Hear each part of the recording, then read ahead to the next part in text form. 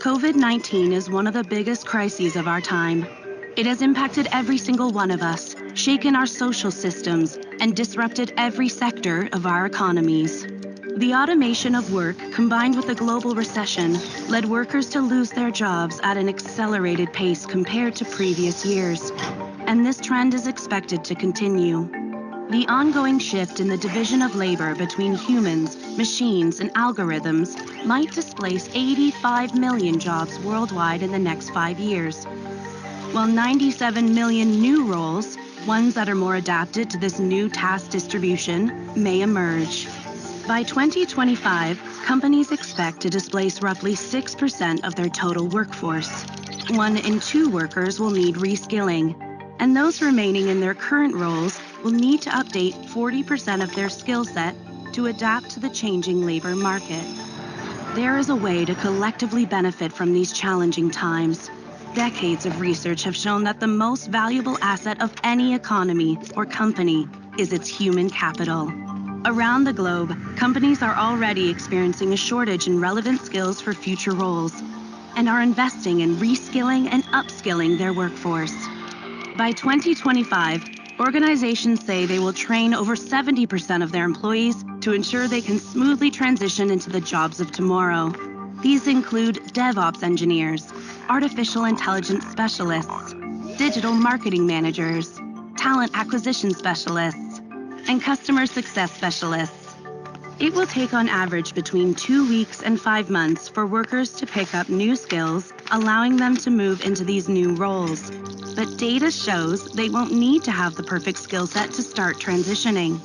While 2/3 of employers expect to get a return on investment in employees' reskilling programs within just 1 year, governments will also need to step in to update and fund education and training systems and to ensure displaced workers have adequate safety nets.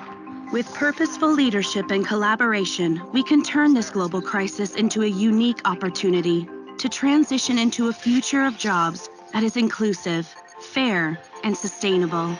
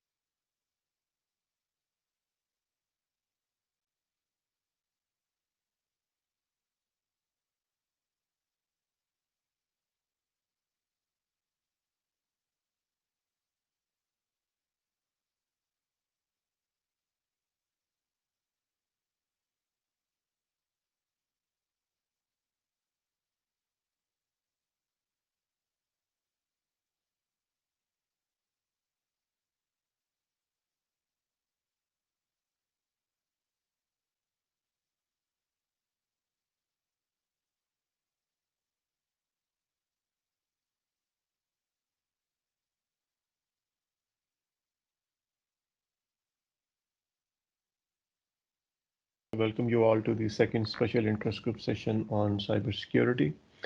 This is Hashim Barraq. I'll be your host for the day. Today we'll be sharing about security management at university.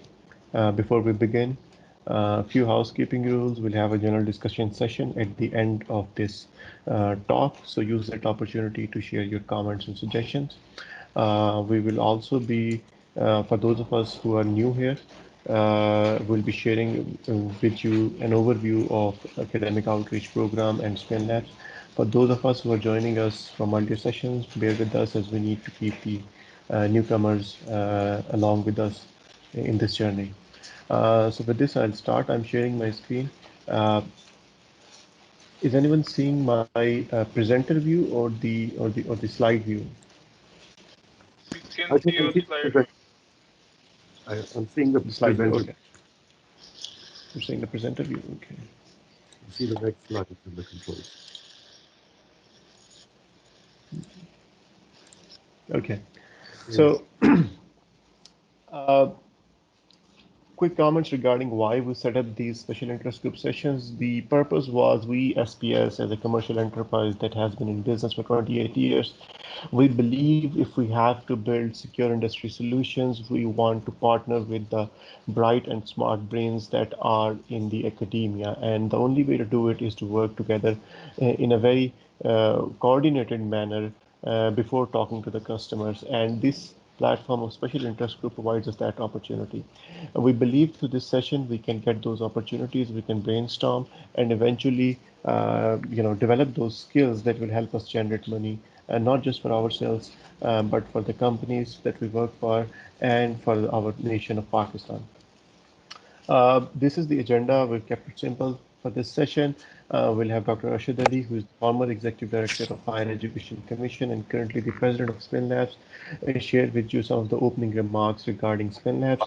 This will be followed up by a talk by Dr. Saad Malik, who will be speaking about his experience in managing the security at his university. Then we'll have Nauman Abbasi, who will be sharing about security management, but specifically about final year projects, how Nauman can help you at your universities in those final year projects, and in some of the opportunities that we have in cybersecurity domain. After this, we'll have a general discussion session where we would love to hear from you as to your thoughts on cybersecurity. With this, I'll hand it over to Dr. Arshad Ali. So you can unmute yourself and share your screen. So the SPINN Labs mission is to help prepare faculty and students for industry opportunities. So some of the things will be for the new participants who have joined. As I always emphasize, the number of graduates and the IT graduates from Pakistan, so many, but very few get the opportunity. And we have broadband access of 100 million, which is equivalent to many of the countries, developed countries, which are listed over here. So there is no reason why can't we be at the same level as people sitting in the developed part of the world. And considering the importance of the cybersecurity, the ECP has recently issued the guidelines, which is called the Framework for Insurance Sector 2020, where they require the Chief Information Security Officer and risk management in every company. And they have listed down the responsibilities of the CISO and the risk management department to identify, assess, quantify the risk, and continuously monitor, control, as well as the develop strategy. They have specifically mentioned the standards, which is the NIST standard, National Institute of Standards and Technology, which is similar to we used to have the software capability maturity model, CMM. And at this point in time, if anybody has expertise in NIST standards, not only Pakistan, the person would have opportunities across the globe. Similarly, there is ISO 27000 and Information Systems Audit and Control Association. This is the framework which has been developed by the finance managers, and this is also very important. And currently, we are entering into an era where the companies are getting into cyber risk insurance coverage, where the companies will have insurance against any of the intrusion which takes place. So it is very important for universities to develop the capability for vulnerability assessment, understand NIST standards and framework. This is where SPINN Labs is ready to help carry out vulnerability assessment. So we have expertise, so we will help the universities in this particular domain, also continuously monitor intruders. There are tools available like QRadar, which people can deploy. And actually, I very strongly believe that universities are the best place to introduce the cybersecurity as well as help build the expertise. Because if people will have the expertise, only then it can be implemented. And now there is a need that every organization, whatsoever they are doing, they need to have cybersecurity infrastructure in place. So at the world level, there are 8.5 million jobs which would be available by 2023. I was reading at this point in time, USA alone has current job vacancies of 310,000 cybersecurity experts. So you can well imagine what is the number of opportunities, but it is very unfortunate that in our part of the world, neither the faculty knows nor the students have the awareness. That is why, despite having the degrees, they suffer of not having the opportunities. So we have come up with a plan to work with the faculty so that, because if the faculty will build the skills, then they can pass that on to students. And the purpose is that, in my own experience, I have seen that the faculty members who themselves go through the process of implementation of the cybersecurity as well as certification of various tools, then they become kind of a role model for the students to get knowledge as well as expertise. So we are there to support as far as final year projects are concerned, help develop a cybersecurity program. Today, Dr. Saad will also share what kind of efforts he is doing in this particular dimension. So we are also in the process of establishing the center of expertise in the universities. Those could be based upon different products or different vendors' specific tools. It is up to the interest of the faculty as well as the students that which kind of tools they want to develop their expertise. So we will provide support in all these domains, whether it is developing the cybersecurity framework or developing the expertise in security risk assessment, deployment of QRadar, and helping students play with it for network surveillance, curriculum development in cybersecurity program, and center of expertise in cybersecurity. So this is one of the challenge which European Union is conducting every year. So I will strongly encourage that our students as well as faculty, they participate in this particular challenge. So that will be very good. Passionate about cybersecurity, want to link up with people like you and collaborate towards a common goal? Then get ready for the European Cybersecurity Challenge. Students and young talent from all over Europe gather to network, collaborate and compete. This is not an ordinary hacking competition. First, prove your networking and technical skills in your natural competition. Next, represent your country's colours at the European finals, taking place every year.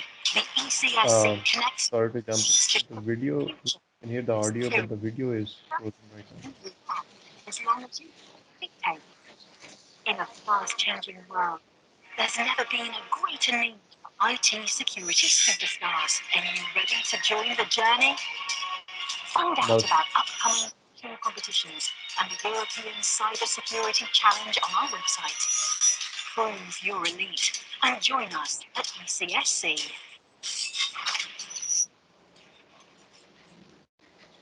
So I encourage the For a faculty. few years now, certifications have been stepping stones for anyone looking to grow in their current job role.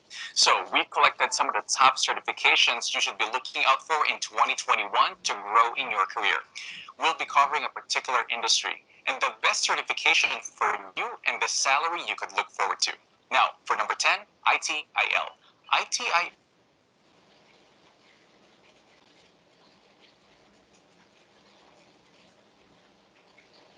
So, as I shared with you, SPS build secure industry solutions leveraging IoT, AI, cloud, and cybersecurity.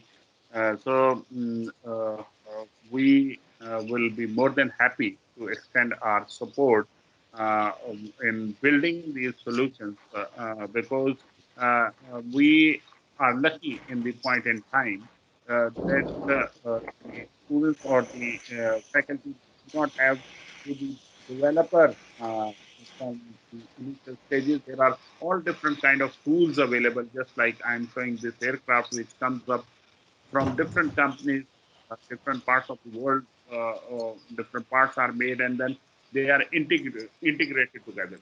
Exactly similar is the concept as far as the solutions nowadays are concerned. You need to be clever enough, intelligent enough, and knowledgeable enough to understand which tools and parts are available from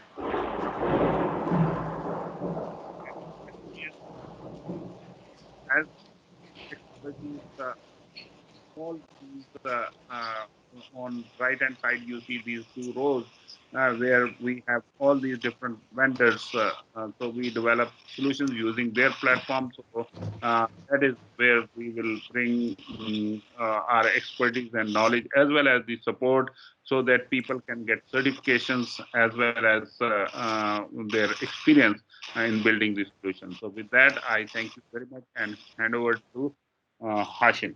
Thank you. Thank you, Dr. Saab. With this, we can move on to Dr. Saad Malik. He'll be sharing with you his experience in managing security at Nauman Institute. Dr. Saad, you can come off mute and please share your screen.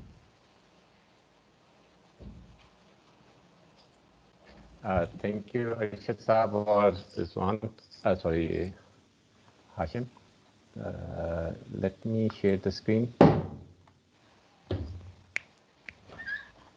I hope you can see my slides. Yes, I can. Yes, we can. Thank you very much. I'll just start. Security management at a university, mashallah, Arshad Saab had a very good discussion on it. But from my perspective, it is a slightly different thing. First of all, I would like to know what do we need to secure, or what is it all about security and management at a campus. Before I begin, my name is Saad Malik. I'm assistant professor at CS department in Nauman Institute, and I've been given additional responsibilities to look after the information technology support center, which runs the Nauman network, as well as the software development cell. So I'm heading both of these departments, as well as teaching computer networks and some inter-networking programming courses at Nauman Institute. So today's talk would be just to share my experiences and thoughts of what needs to be done in higher education institutes, IT network management, and of course, IT network management includes securing the network as well. If you would just excuse me for a second.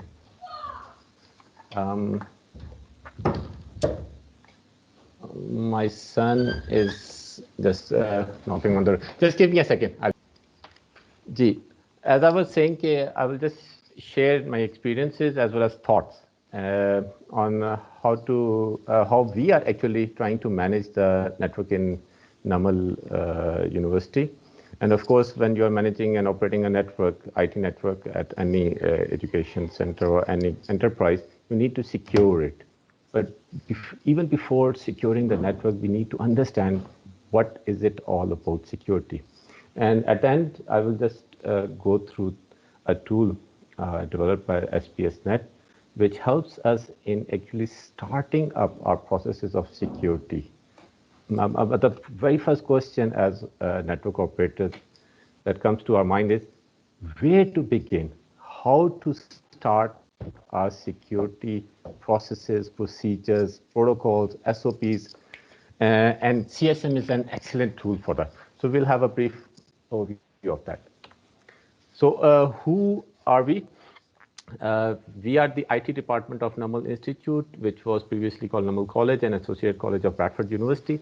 Now it has been granted a degree awarding status, and we are running 4 programs: computer science, electrical engineering, mathematics, and BBA. And we have been established to actually fulfill the vision of our leader, Mr. Imran Khan, who is currently the Prime Minister of Pakistan as well. The vision is to impart quality education in those areas, in those backward areas, such as rural areas of Pakistan, where the students are unable to go to costly cities and get enrolled in hi-fi universities. So how are we upholding that vision? We are a family of 45 plus PhD faculty members, including local PhD as well as foreign qualified. We currently have 450 plus students, and we have got at least 5 EE labs, 5 computer labs. We have a fully furnished library which has access to the digital journals via HEC, and we have got at least 100 plus administrative staff. And the beauty of Nauman Institute is that every student till to date is fully funded by the Nauman Education Fund. So the reason I'm talking about all these family members and the facilities is that these, at the end of the day, become our users, the users of the information technology being used to impart the education. We are located in Mianwali, near Mianwali, 30 kilometers off Mianwali. There's a beautiful lake, Namal Lake, and right next to Namal Lake, we are situated. And on the top right corner, you can see the main campus at night. And it's a beautiful, serene place. So any one of you who is in Pakistan want to visit Namal, we have a guest house located, and you're most welcome to stay here. So my question as an IT manager or as an IT operator is, where does IT fit in the higher education institute? Higher education institute is all about teaching and lecturing and conducting labs and conducting surveys in BBA. So where does IT fit in, right? That was the first question that came to my mind.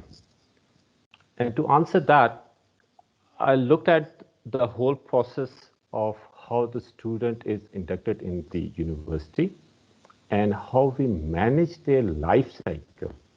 So first of all, to answer where does IT fit in higher education institute, I'll be talking about how a student life cycle is affected by different processes and where IT fits in all those processes. So I'll be talking about the learning management system and the campus management system in the perspective of the student's life cycle in the university. So if you look at the student's perspective at a university, it starts from his application, his or her application. But it starts before that. First of all, the applicant has to select a suitable university. Let's say he or she has actually selected one of the universities. Then the process of getting in the university or the program is to apply so that the admissions process is complete. After the admissions, then there's another process that is called enrollment, in which the student gets enrolled in the university, gets a registration number. And so the student is part of the institute's, it becomes a liability of the institute as well as an asset. After the admissions and enrollment, the student is encouraged to take up the courses which are required to complete his degree program. And finally, once all those 8 semesters are gone, he has passed all the exams, he graduates. and the status is given as an alumni. So if you look at the admissions process, and I'll give you my example. In Nauman Institute, we do not take any paper-based application. We just rely on online application. So the admission process requires online applications, and then we have to build a merit while selecting. Since we have only 50 seats per program, we need to select 50 people, eligible people, from at least an applicant list of 2,000 plus applicants. So we need to draw a line somewhere, and that is where the merit comes into play. So the online application and then the merit process and then the call for confirmation is all a process which is digitally managed.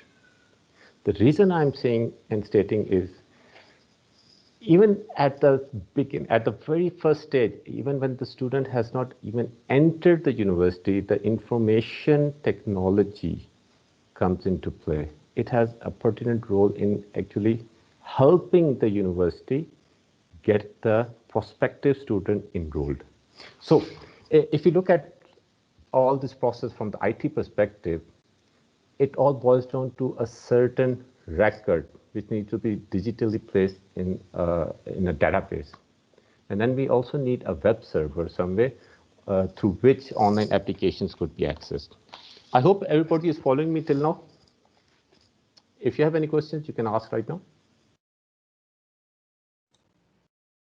No? Great.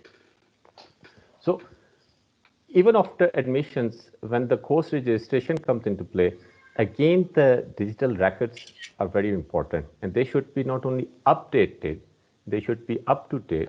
They should be made available to all the faculty and the staff members who are going to interact with that student. So at the time of course registration, the record should be made accessible to all those requisite users, right? And again, pertinent records are placed in the databases. Again, we need some servers to make those databases available. Primarily today, they are available through the web servers.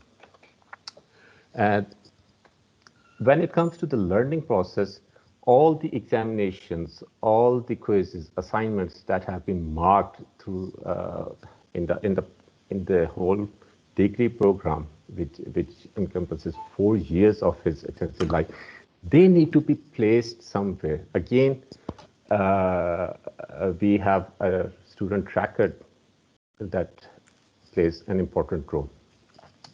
But the learning has to be managed, and for that there's another system called learning management system, which is digitally implemented. It's a software which helps the faculty and the student manage their learning as they progress from semester 1 to semester 8. So I'm not going to go into the details of each and every software which helps us in helping today's student learn much better than past students, but each one of these processes are implemented as a software, as a hardware, which is part of the information technology that we use. So basically, all those records which are required to help or assist the student in the learning part boils down to some of the academic records, some of the library records, whether he has been accessing, he has been using any. Answering the question, where does IT fit Saad, in? we will have question at the end, so you can please go on. Thank you, Arshad. Okay, Saad, so the question. yeah, we will have question at the end. Great. So, so coming back to the critical question, where does IT fit in higher education institute, is that since we have all those records which are placed in a database somewhere, the user has to have an access to that database. So if you look at the screen, the user is supposed to have some sort of access to those databases. And the technology that helps in accessing those databases comprises of mainly whatever the devices we use, right? We may want to access the database via our smartphones or a laptop or a PC. And all of these devices may connect to the database either through a wired connection or wireless, right? The point being is, if the user is placed and the databases are on the same campus, there's no issue. If we have all these networks connected up and running, the user will be able to access the database, extract that information, use it for whatever need it is, and the life goes on.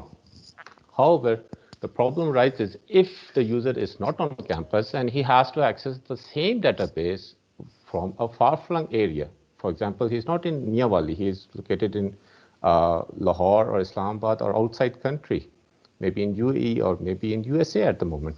So any user who has to have access to the database will have to go through the internet. Now, internet is something which is not part of the main campus, and it is a network of all those campuses which are all over the world. So we have little control on how the data will flow through the internet, right? Sorry to jump in, Dr. Saad, you have 5 minutes. Gigi. So the point is that all those devices which help us in accessing the database where the information is placed is part of the IT. That also includes all the operating systems which are being run on the devices such as Windows, Linux, Android, or the operating system of the switches, like Cisco runs iOS, or the database, for example, SQL servers, and all the internetworking protocols that help us in exchanging the information through the internet, for example, TCP/IP. All of these are part of the IT.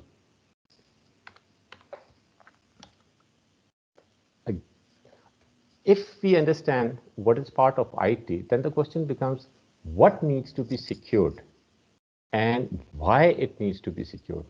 So if I just share a scenario over here, for instance, the top right corner user is an unauthorized user who would like to manipulate the information of a certain student in our database. So would we like him to actually get access to the database? No, right?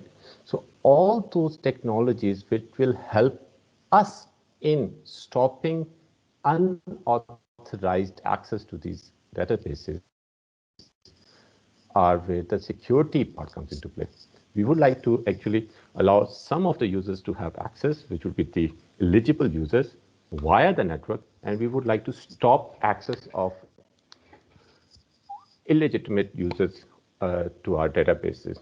So that is where the asset comes into play.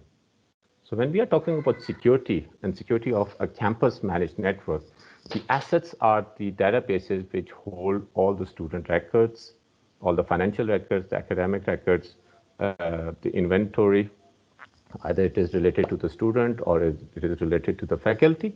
So the asset which we need to safeguard is those records, which are basically part of the server, right? So these servers containing databases are the assets which must be assessed, monitored. To monitor who is accessing these databases is part of another system which helps in determining whether unauthorized users are going to hack into our database. So I will pass on to Nauman and Rizwan to talk about these additional servers, such as these technologies provided by IPM or Fortinet. They will tell us exactly how QRadar helps us in monitoring the network to assess the behavior. And from the behavior, we could actually determine whether our assets are threatened or not. Over to Nauman and Rizwan. Thank you, Dr. Saad, and assalamu alaikum, everyone. You're welcome. Nauman, do you want my slide to be up? Yeah, I would keep this slide, please. Okay. Thank you. So You're welcome. So like Dr. Arshad talked about the overall framework and the importance of framework, and then Dr. Saad uh, shared with us the scenario in a university on how the life cycle works and what all components and assets are involved.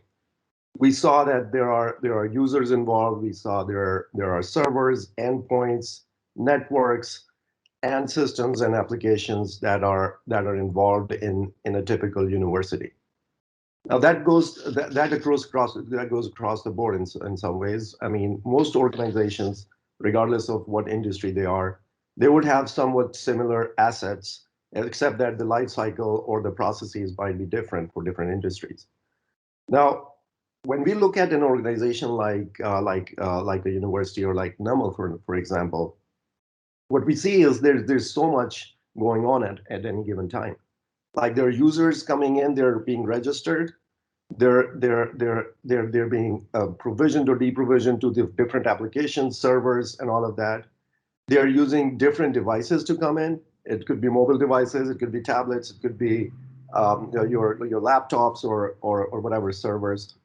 So there's so many devices, so many people accessing different applications at different times and at different access levels. And not only internal, these users could be all over the map for distant learning students. They could be coming in from anywhere. So what becomes important is to first of all try and understand what needs to be protected. And like Dr. Saad pointed out, everything that falls into IT or has an IP address that does need to be protected. And there are threats out there that may apply to those assets like servers, your networks, your devices, your users. So how do we get our arms around it? I mean, and that's where the framework's coming. And when we say framework, it's really giving you an organized and structured way of looking at things and going from one end to the other, covering all the bases that are industry best practices. So if we start following a framework, it will in the end cover everything that is involved. And the more deeper we get, the more secure we get. So in this case, in this scenario or this architecture that Dr. Saad has on this slide, you can see that on the left-hand side, there's a user, there are devices, then there are networks, there are servers. And for us to actively monitor what's going on, we have to have a system in place that is collecting all the flows. Flows are really network flows on what requests or what transactions are coming in. And then we keep track of logs, which is who's coming in and what credentials are they using, what network are they coming in from, what systems are they accessing, and what are they actually doing on those servers. Everything that they perform is, or they pass through, is stored in log files. So your endpoints have a log file, your servers have a log file, your network devices have a log file, your databases have a log file, your applications have a log file. So what a SIM system or a monitoring tool would do is it would collect those log files and normalize it into a standard format. And when we do that, you can now perform analytics on that data because it's normalized. You can get intelligence, you can drill down, you can investigate, and you can flag operations that may pose a threat. What these systems also do is since they are collecting data on an ongoing basis, after a certain while they start, and these are intelligent systems, they have AI built into it. So after a certain point, they start flagging user behavior anomalies based on the data that they have. For example, if a user has been accessing your learning management system from between 8 a.m. to 5 p.m. every day, but all of a sudden this user is coming in over a weekend and trying to access a resource that they don't typically access. Now that gets flagged, and somebody monitoring the centralized monitoring system, which is a SIM system, would get alerted and will investigate into it. Okay, why is this user coming in at this time? Is this user coming in from the device that is a trusted or authorized device? Are they accessing the right resource? Should they be accessing that resource, and so on and so forth? So with your centralized monitoring systems, you get this all the activities from all these different components in a single dashboard, and that allows us to not only know what's going on, but then you keep refining and optimizing your security policies around information or information that you get from these systems, or around the offenses that you see coming in and going out. So I think the first step is to understand what a SIM system does, and I hope with the time that I have, I was able to explain what the role of these systems are. Now, there are different SIM systems out there. SIM systems are becoming more and more necessary, or a fundamental part of cybersecurity systems or environment in any organization. IBM QRadar happens to be one of those SIM systems.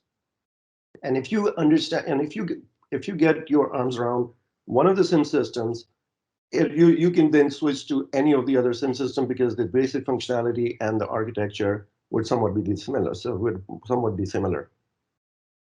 So in case of QRadar, and my focus right now would be for the audience to understand one of the SIM, at least one SIM system, which is QRadar in this product. Because when you understand, or when you drill down into a SIM system, you would get to know on what devices does this connect to, how does it connect, how does it integrate, where does it get its threat intelligence feeds from, and how does it flag offenses. And the more you get into offenses, the more you get exposed to the threats that are out there, and that helps you build your cybersecurity knowledge and skill set. So for now, we'll focus on QRadar as a SIM system in an organization, and for you to get started on QRadar and learn more about it, I would really encourage you to start looking at taking certain available online trainings. These are very hands-on and very practical trainings, and your goal at this point should be to get certified in those products, especially in this case, QRadar. What that will allow you to do is you will understand the working of the product, you will understand where it fits into the organization, and most importantly, you will understand the kind of network or the kind of threats and offenses it detects. Now, based on that, you may want to, and just to add to what I said, QRadar is an IBM product, and IBM allows users to write applications and small plugins and applications around QRadar platform. So you could pick up a specific problem or an offense that QRadar detects, and you could write a solution to that problem, or you could enhance the investigation or enhance the way the investigation is done, or anything as your final year project. So the goal is to understand the product, get certified on it, and then choose your final year project if you're interested in the product. And once you get certified, that really shows you are interested. And maybe you could use some of the QRadar functions or technologies or apps as your final year project. Now how do you get started? And for that, I will have Rizwan walk us through one of the training resources available. And it's a free resource, but it has very extensive and deep trainings. You could go through the theoretical side of it, or you could have hands-on training. It will help you set up your own lab, and that's one way of you getting started. And then once you understand, or once you have played with it enough, it may be time for you to consider taking a certification test. What I will ask Rizwan to show us now is an overview of Security Learning Academy. This is an IBM Learning Academy, and you as users can sign up for it. It's free. Once you get in, you will see there are different tracks, categories, and products available for training. In this session, we'll focus on one product, which is QRadar, but you're welcome to explore other products if that's what interests you. So Rizwan, if you don't mind sharing your desktop and walking us through Security Learning Academy, please. Quickly, we have 5 minutes remaining before the general discussion session. Thank you, Hashim. And Rizwan, let's try to wrap it in 5 minutes. And Okay. Hello, everyone. I think Noman gave you a very well-rounded overview of what a SIM solution is and what QRadar does generally. So what I'm going to do is I'm going to quickly share my screen and let me know if you can see my screen. Okay. So basically, what you need to do is you can go on Google and just write Security Learning Academy, and it would take you to IBM Security Learning Academy. There's a complete documentation on how you can access the Security Learning Academy and how you can sign up for IBM credentials that would let you log into the Security Learning Academy as a student, right? So once you get into Security Learning Academy, you would see this page. It would show your learning courses where the courses that you have enrolled in and so on and so forth. And then there would be a tab that says course catalog. So if you click the course catalog, it will take you to all of the security products that IBM has currently under its flagship, right? And all the training material that is available with these security products is pretty much available in Security Learning Academy. There are some courses that are commercially paid courses, which are not over here, but pretty much for a starter, this is the place where you can come and look into to how some of the things work, like some of the security products work. The best thing about Security Learning Academy is that it is um, a, a, a set of documentations, labs, and courses that is um, that is um, set up in a way that it gives you a role-based training. Now, one thing that is really important is that it's not like one shoe fits all kind of situation. So for each product, there are different roles, right? And the best thing about this Security Learning Academy is that it will tell you for which role, what are some of the things or what are some of the skills that you need to have in order to say that, okay, I am a good fit for this particular role. So let me just quickly take you down to the QRadar.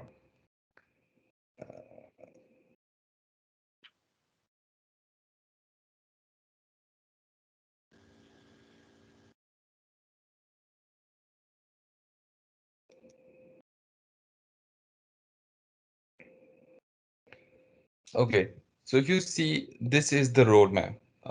If I, Are we still seeing the website, Security Learning Academy? Yes, okay.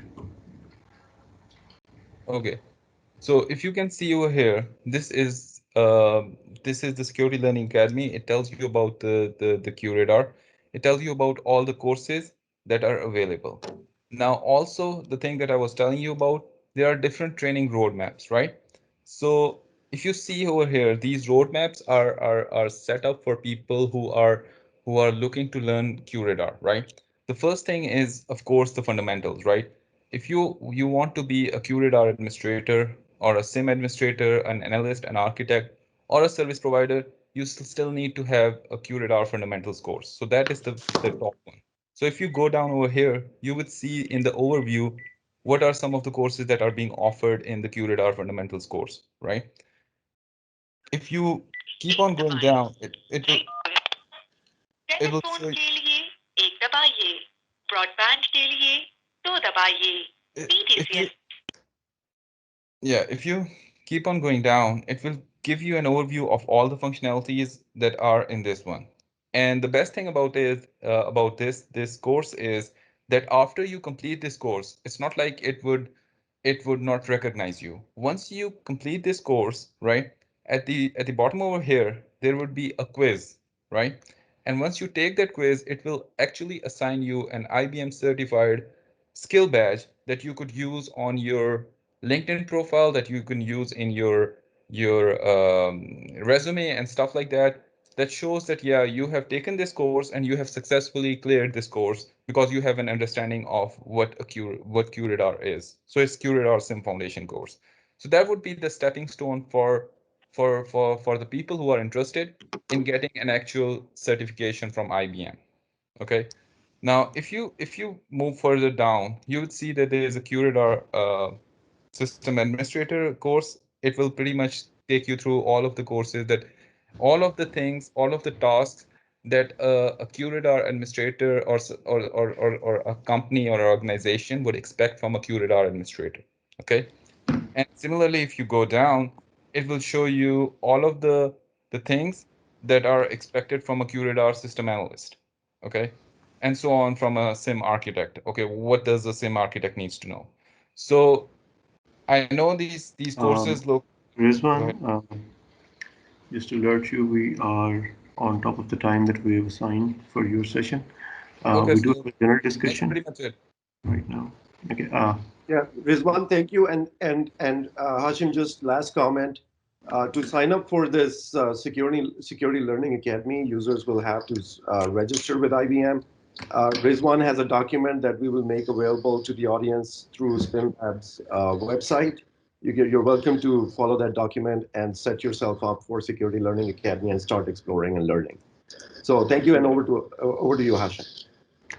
Thank you, Nauman Sahab. Thank you, Rizwan. I noticed Dr. Saad wants to share. Dr. Saad, you have about a minute. Please, you can unmute yourself. Thank you.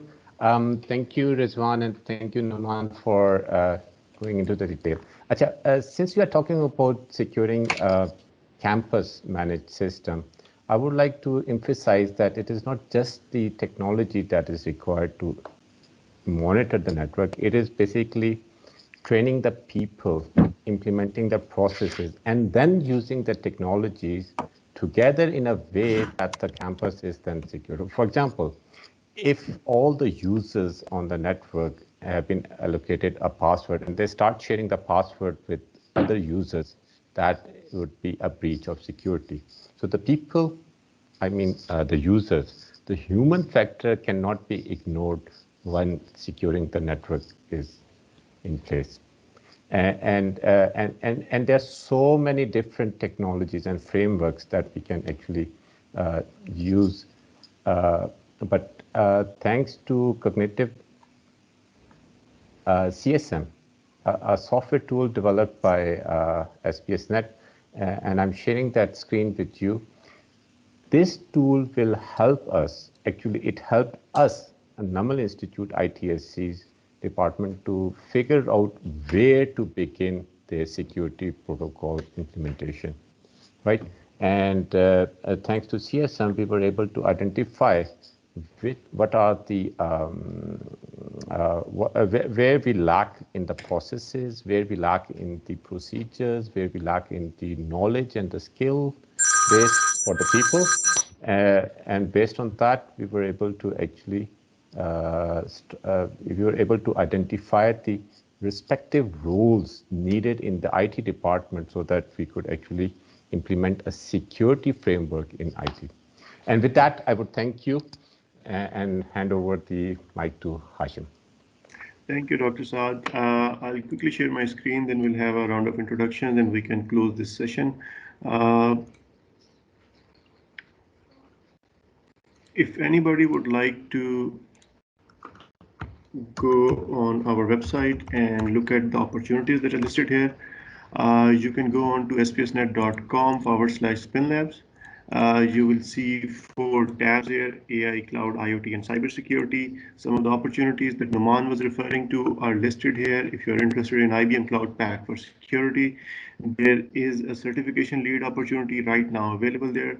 There are also opportunities available in IBM QRadar, different roles that Rizwan was referring to. We have analyst, deployment professional, and administrator role right now available for certification lead opportunities.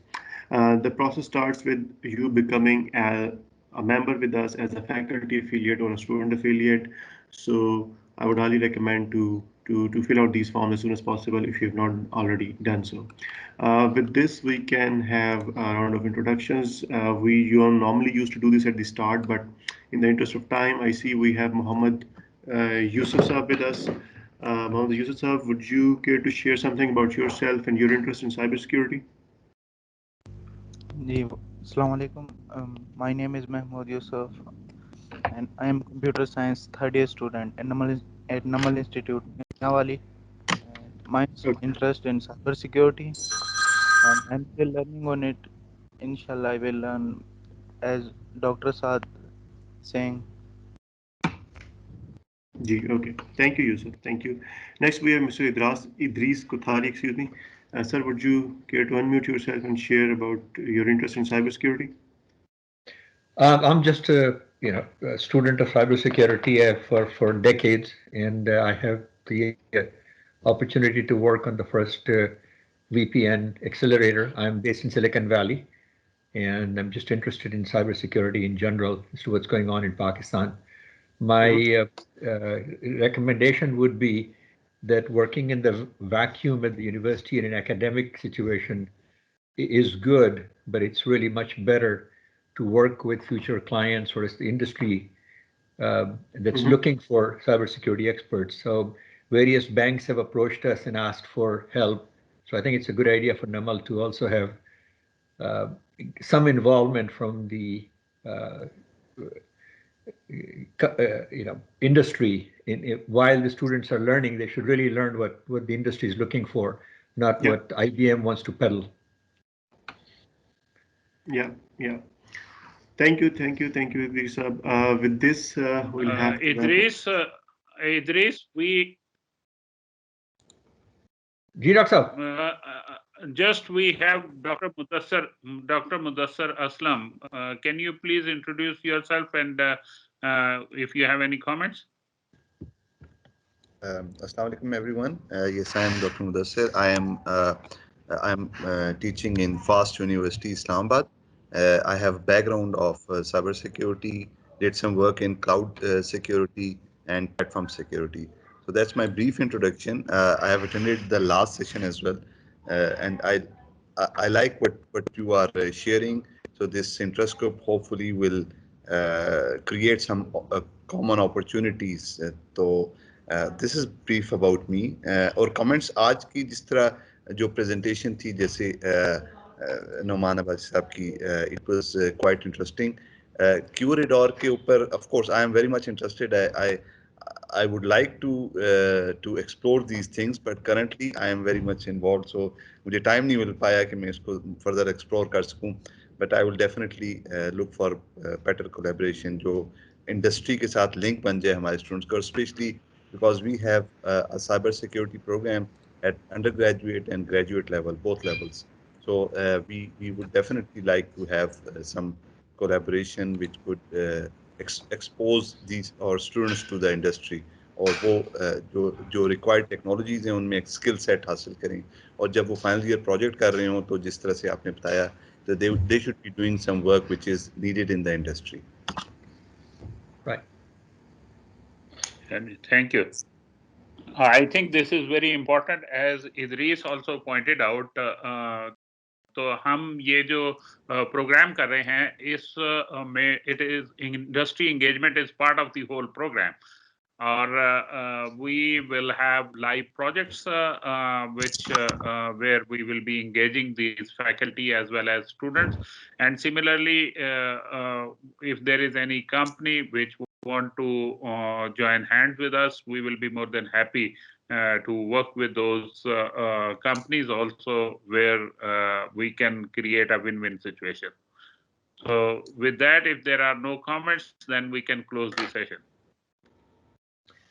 Thank you, Dr. Appreciate you inviting me. So thank you very much. Okay, Allah Hafiz. Thank you, Ji. Allah Hafiz. Thank you all. Allah Hafiz.